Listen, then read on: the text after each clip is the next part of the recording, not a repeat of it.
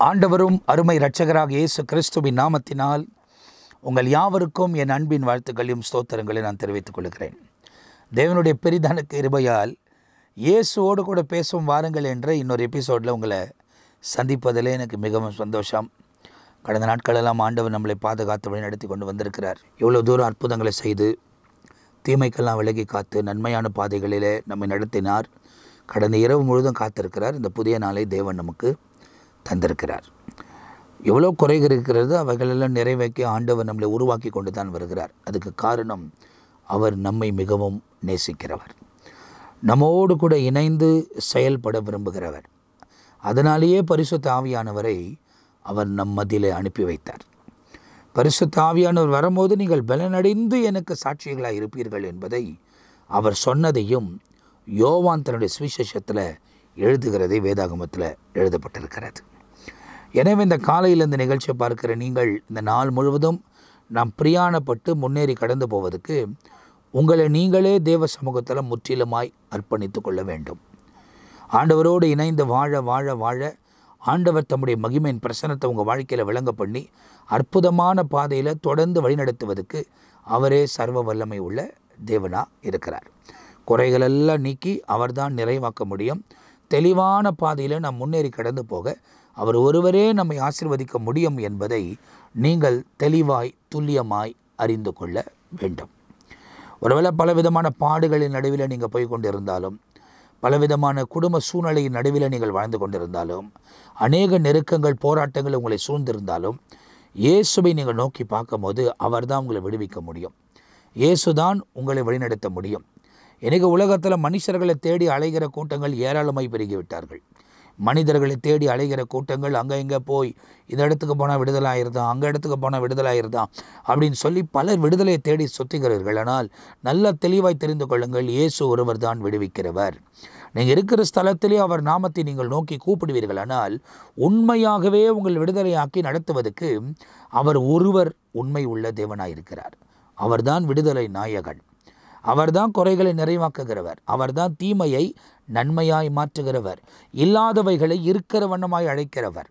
அப்போ அப்படிப்பட்டவரோடு கூட நீங்கள் இணைந்து நீங்கள் நோக்கி கூப்பிட்டு உங்கள் காரியங்களை அவருக்கு தெரியப்படுத்தி உங்கள் வாழ்க்கையை அவர்களுக்கு அர்ப்பணித்து நீங்கள் நடக்கும்போது ஒவ்வொரு நாள் அனுதின வாழ்க்கையிலும் தேவன் நம்மோடு கூட இருந்து நடத்துவதற்கு அவர் சர்வ வல்லமை உள்ள தேவனாக இருக்கிறார்.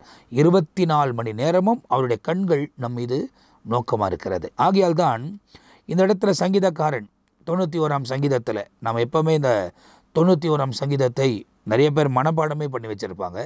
ஆகையால் இந்த 91ஆம் சங்கீதத்தில் 14ஆம் வசனத்தை நீங்கள் வாசித்து பார்ப்பீர்களானால், because he holds fast to me in love, I will deliver him, I will protect him because he knows my name. அவன் என் நாமத்தை அறிந்திருக்கிறபடியால் நான் அவனை விடுவிப்பேன் என்பதை ஆண்டவர் இந்த இடத்துல சொல்லுகிறது, வேதாகமத்தில் எழுதப்பட்டிருக்கிறது.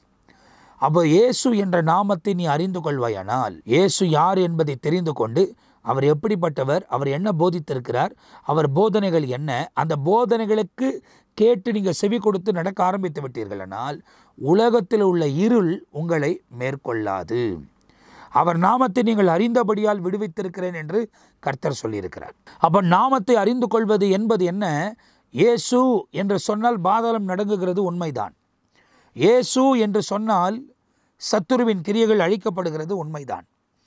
இயேசு என்ற நாமத்தில் வியாதிகள் சுகமாக்கப்படுகிறது, உண்மைதான். இயேசு என்ற நாமத்தில் குறைகள் நிறைவாகிறது, உண்மைதான். ஆனால் அந்த நாமத்தை நாம் பயன்படுத்தி இப்படிப்பட்ட காரியங்கள் எல்லாம் நம்முடைய வாழ்க்கையில் நடக்க வேண்டுமானால் முதலாவது அவர் என்ன போதித்திருக்கிறார், அந்த போதனைகளுக்கு நாம் செவி கொடுக்கிறோமா என்பதை நாமே ஆராய்ந்து பார்க்க வேண்டும்.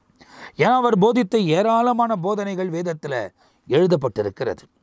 அவை ஒவ்வொன்றும் நாம் கை கொண்டு நடப்போமானால் நிச்சயமாய் தம்முடைய மகிமையின் பிரசனத்தை நம்முடைய வாழ்க்கையில் தொடர்ந்து விளங்க பண்ணி அவரே நம்மை வழிநடத்துவதற்கு அவர் உண்மை உள்ள தேவனாக இருக்கிறார். ஏன்னா இந்த 91ஆம் சங்கீதத்தில் முதலாவது வசனத்தையே நீங்கள் பார்ப்பீங்கன்னா அந்த இடத்துல என்ன எழுதப்பட்டிருக்கு? He who dwells in the shelter of the Most High will abide in the shadow of the Almighty என்பதாக எழுதப்பட்டிருக்கிறது.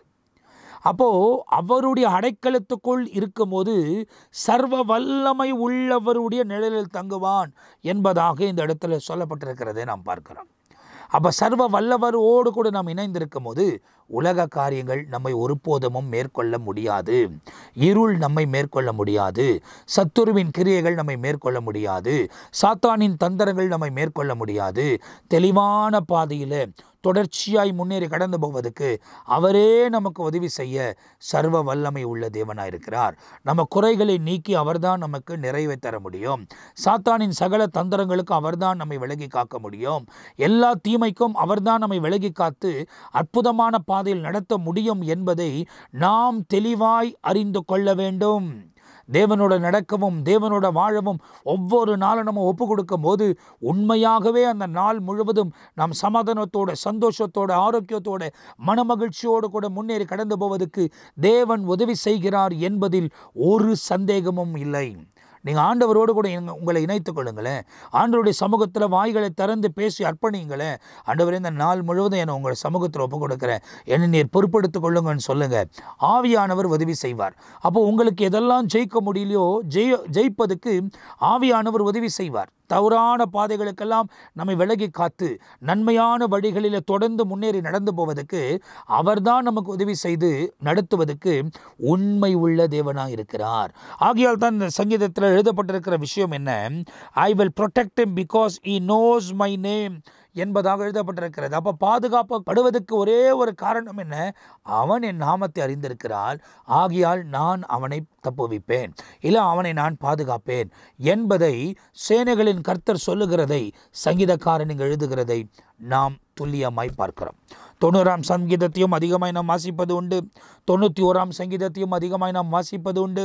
இந்த சங்கீதங்களிலே ஏராளமான காரியங்களை கற்றுக்கொள்வதற்கு ஆண்டவர் நமக்கு உதவி செய்வார்.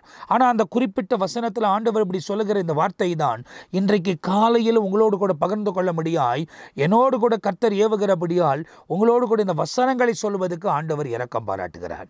எனவே இந்த நிகழ்ச்சியில் பார்த்து கொண்டிருக்கிற என் அன்பு சகோதரனே, சகோதரியே, உங்கள் வாழ்க்கையை தேவனுக்கு ஒப்புக் கொடுங்கள். அவரோடு கூட நடக்க அர்ப்பணியுங்கள். அவர் நாமத்தை அறிந்து கொள்ளுங்கள். அவருடைய நாமம் இயேசு. இயேசு இயேசு இயேசு என்று அந்த நாமத்தை நீங்கள் சொல்லிக்கொண்டே, அந்த நாமம் நமக்கு இந்த உலகத்தில் எப்படி நடக்க வேண்டும் என்று சொல்லிக் கொடுத்ததோ, எப்படி வாழ்ந்து காண்பித்ததோ, அதே போல நாம் வாழ நம்மை நாம் அர்ப்பணிக்கும் போது நம்ம பலத்தினால் முடியாது. பரிசுத்த ஆவியானவர் பலன் தந்து இந்த உலக காரியங்களை மேற்கொள்வதற்கு அவரே நமக்கு உதவி செய்ய சர்வ வல்லமை உள்ள தேவனாயிருக்கிறார். எனவே இந்த நாள் முழுவதும் அவர் உங்களை நடத்துவதற்கு ஒப்புக் கொடுங்கள். அந்த நாமத்தை அறிக்கை செய்யுங்கள். அந்த நாமத்தை அறிந்து கொள்ளுங்கள். அந்த நாமத்துக்குரியவர் சொன்ன போதனைகளை கை கொள்ளுங்கள். நிச்சயமாய் குறைகளை நிறைவாக்கி தீமைக்கு விலகி காத்து அற்புதமான பாதையில் நம்மை தொடர்ந்து வழிநடத்தி கொண்டு போவதற்கு அவரே உண்மை உள்ள தேவனாயிருக்கிறார். ஒப்புக் கொடுங்க. இந்த நாள் முழுவதும் தேவன் நம்மை வழிநடத்துவார். நாம் ஜெபிக்கலாம். நல்ல பிதாவே, இந்த காலை நேரத்தில் உம நன்றி நிறைந்த இருதயத்தோடு நான் துதிக்கிறேன், நம்மை ஸ்தோத்திரிக்கிறேன். அப்பா, அந்த நிகழ்ச்சியை பார்த்து கொண்டிருக்கிற ஒவ்வொருவருக்காக நான் ஜெபிக்கிறேன். எந்தெந்த சூழ்நிலையில் இந்த காலையிலே உம்மை நோக்கி பார்க்கிறார்கள் என்பது எனக்கு தெரியாது. ஆனால் அவங்க நோக்கி பார்க்குற இடங்களில் நீர் அவர்களுக்கு பிரசன்னாக இருந்து தீமைக்கெல்லாம் விலகி காத்த நன்மையான பாதைகளில் அற்புதமான விதத்தில் ஆவியானவர் வழிநடத்த வேண்டுமா நான் ஜெபிக்கிறேன். உங்கள் கிருபையின் கரம், உம்முடைய பிரசனம், உம்முடைய தயவு இவர்களை மூடி மறைக்கட்டும். தீமையான காரியங்களுக்கெல்லாம் விலகி காத்து நன்மையான பாதைகளிலே அற்புதமான விதத்தில் உம்முடைய பிள்ளைகளை வழிநடத்த வேண்டுமாய் இயேசு கிறிஸ்துவின் வல்லமையுள்ள நாமத்தினால் நான் ஜெபிக்கிறேன்ப்பா. உங்க கரம் இவர்களோடு கூட இருப்பதாக. சாத்தானின் சகல தந்திரங்களுக்கு விலகி காத்து நன்மையான பாதைகளிலே ஆவியானவர் வழிநடத்த வேண்டுமாய் இயேசுவின் நாமத்தில் ஜெபிக்கிறோம். பூரணமாய் பொறுப்படுத்திக் கொள்ளும். குறைகள் எல்லாம் நீக்கி நிறைவேற்றாங்க. அவங்க எவைகளுக்கெல்லாம் ஜெபித்து கொண்டிருக்கிறாங்களோ உம்முடைய மகிமையை விளங்க பண்ணுங்கப்பா. உம்முடைய நாமத்தை அறிந்து கொண்டு உமக்கு ஏற்ற ஒரு வாழ்க்கை இந்த உலகத்தில் வாழ்வதற்கு ஒவ்வொருவருக்கும் இரக்கம் பாராட்டும். இவர்கள் ராஜ்யத்தையும் நீதியும் தேடுகிறபடியால் இவர்களுக்கு இந்த உலகத்தில் இருக்கிறவரை என்னெல்லாம் சேர்க்கப்பட வேண்டுமோ அவைகளெல்லாம் சேர்த்து உம்முடைய பிள்ளைகளை மகிழ்ச்சியாக்கி உம்முடைய நாமத்தை மகிமைப்படுத்த உயர்த்த கிருபை தாரும். விடுதலைக்காக ஜெபிக்கிறவர்களுக்கு விடுதலை கட்டளையிடும்.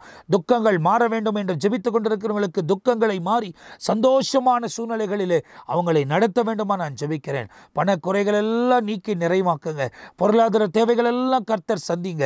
கல்வியின் காரியங்கள், வேலை காரியங்கள் எல்லாவற்றிலும் மகிமையை விளங்க பண்ணி அற்புதமாய் நடத்த வேண்டுமாய் இயேசு கிறிஸ்துவின் நாமத்தில் ஜெபிக்கிறேன். ஒவ்வொருவரையும் இந்த நாள் முழுவதும் பொறுப்படுத்திக் கொள்ளும், பாதுகாத்துக் கொள்ளும், ஆசீர்வதியும். துதி கன மகிமை எல்லாம் உமக்கே செலுத்துகிறோம். இயேசு கிறிஸ்துவின் நாமத்தில் ஜெபிக்கிறோம் எங்கள் ஜீவனுள்ள நல்ல பிதாவே. ஆமேன், ஆமேன். பிரியமானவர்களே, இந்த நிகழ்ச்சி உங்களுக்கு ஆசீர்வாதமாக இருந்திருக்கும் என்று நான் நம்புகிறேன். அவர் நாமத்தை அறிந்து கொள்ளுங்கள், அவரை நோக்கி கூப்பிடுங்கள். அவர் சொன்ன காரியத்தின் மீது கவனமாக இருந்து அதன்படியே நடப்பதற்கு உங்களை ஒப்புக் கொடுங்கள். உங்கள் வாழ்க்கையிலும் இயேசு அற்புதங்களை செய்து நடத்துவதற்கு அவர் உண்மையுள்ளவராக இருக்கிறார். அர்ப்பணிங்க, ஆண்டவர் பெரிய காரியங்களை செய்வார். அடுத்த நிகழ்ச்சியில் சந்திக்கிறவரை தற்போது நான் உங்ககிட்ட இருந்து விடைபெறுகிறேன். கர்த்தர் உங்களை ஆசீர்வதிப்பாராக. ஆமேன், ஆமேன்.